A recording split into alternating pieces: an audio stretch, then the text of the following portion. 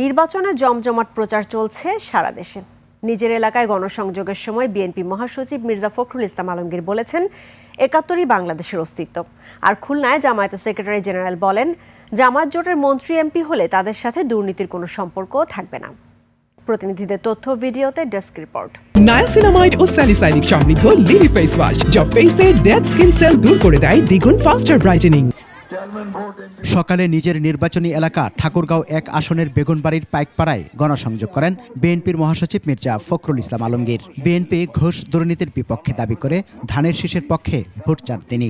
আমরা ১৯৭১ সালকে সব সময় মাথায় তুলতে রাখতে চাই, কারণ ওইটাতেই আমাদের অস্তিত্ব, বাংলাদেশের অস্তিত্ব, ঠিক কিনা?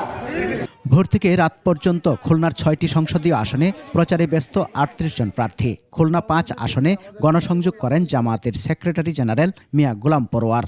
জনগণের জন্য আমি কাজ করব, এটা যদি প্রত্যেকের অঙ্গীকার হতো তাহলে এই ৫০ বছরে আমাদের আর কোনো কাজ বাকি থাকতো না, সব কাজ হয়ে যেত।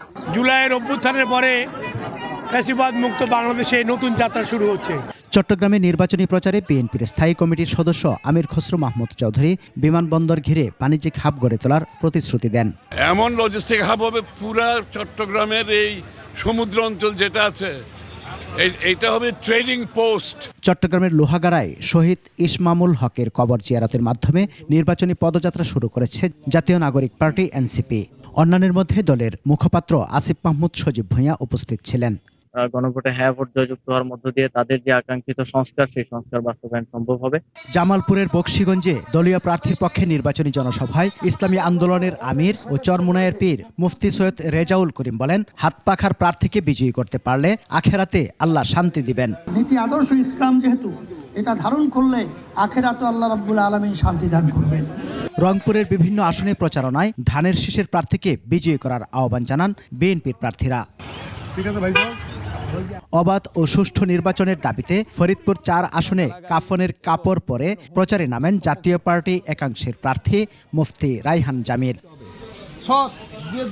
এছাড়া দিনাজপুরের হিলি, টাঙ্গাইলের ঘাটাইল, নওগাঁ, গোপালগঞ্জ, নড়াইল, যশোর, ঝিনাইদহ, ব্রাহ্মণবাড়িয়া, খাগড়াছড়ি, পটুয়াখালী সহ দেশের বিভিন্ন স্থানে গণসংযোগ করেন দলীয় ও স্বতন্ত্র প্রার্থীরা।